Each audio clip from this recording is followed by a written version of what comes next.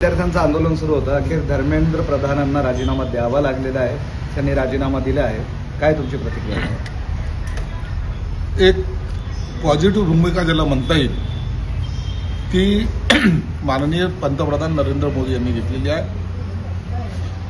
विद्यार्थ्यांचं जे चालू होतं आंदोलन, ते विद्यार्थ्याच्या आंदोलनाला वेगळी दिशा द्यायचा प्रयत्न सुद्धा काही विरोधी पक्षाच्या लोकांनी करायचा प्रयत्न सुरू केला.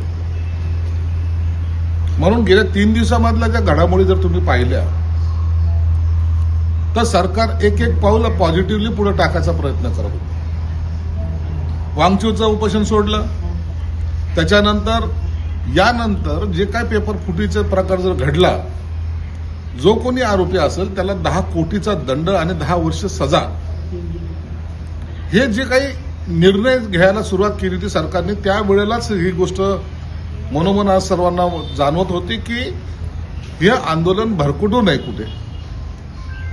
विद्यार्थ्यांचा आक्रोश, खऱ्या अर्थानं विद्यार्थी असेल शेतकरी असेल, ह्या प्रश्नावर नेहमीच कोणतंही सरकार असो, परंतु या सहानुभूतीपूर्वकच विचार करत असतो.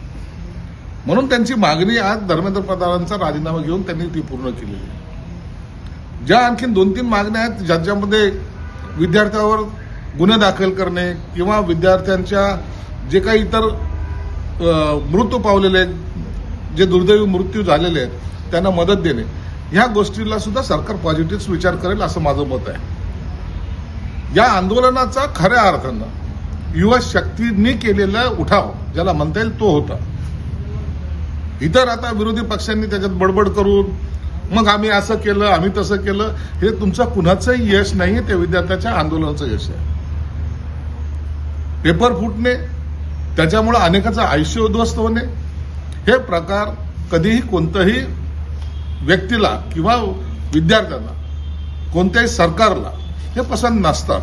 म्हणून अशा गोष्टीवर आज त्यांनी एक पॉझिटिव्ह पाऊल पुढे टाकून, पुन्हा एकदा सांगतो, या आंदोलनामध्ये इतर जे घुसले होते त्यांच्यामुळे आंदोलनाला वेगळी दिशा लागू नये म्हणून सरकारने अत्यंत जबाबदारीने आणि गांभीर्याने घेतलेलं हे पाऊल आहे.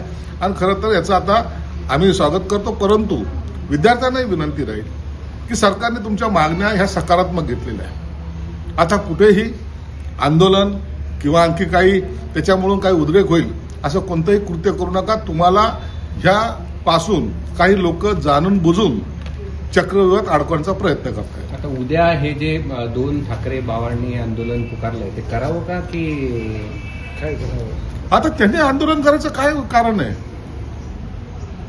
ज्यांनी आंदोलन केलं होतं, ज्यांनी चालू केलं होतं, त्याला त्यांनी सकारात्मक आता सरकारने घेतलेली बाजू आहे.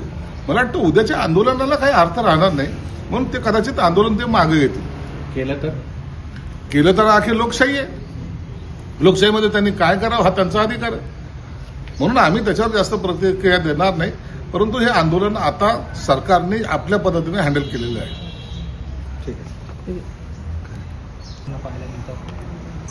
सरकारमध्ये अशा मोठ्या जेव्हा घटना घडतात त्या टायमाला ज्या ज्या राज्यामध्ये जे जे सरकार असतं तेथील प्रमुख लोकांना बोलून त्यांच्याशी सुद्धा चर्चा केली जाते. हे विद्यार्थ्याचं आंदोलन महाराष्ट्रावर नाही तर देशभरामध्ये चाललं होतं. बिहार असेल, उत्तर प्रदेश असेल, कुठे सगळे अनेक ठिकाणी आंदोलन आपल्याला पाहायला मिळतं. म्हणून अशा वेळेला काहीतरी त्याच्यावर एक ठोस भूमिका घेण्यासाठी सर्व मुख्यमंत्री असतील किंवा इतर प्रमुख नेते असतील त्यांना दिलेलं बोलवलं असं असावं आणि त्याच्यावर ती चर्चा होत असेल. संजय राऊतांनी पण भाकीत केलंय पुन्हा एकदा. संजय राऊतनी काय भाकीत केलं ते कधी आजपर्यंत जेवढे भाकीत केलेले ते कधीही खरे ठरलेले नाहीत. परंतु तरी त्यांनी आता भाकीत करणं आणि स्वतःची हेडलाईन बनवून घेणं हा संजय राऊतचा स्वभाव झालेला आहे. जाणार नाही. आता ते काय करतील हे केंद्र ठरवेल ना. संजय राऊतला विचारून थोडे काय करणार आहे ते. एकनाथ शिंदे समजा शहांच्या भेटीला गेलं काही मोठं घडणार आहे? त्याबद्दल मला कल्पना नाही, त्याच्याबद्दलची कोणती माहिती माझ्याकडे नाही.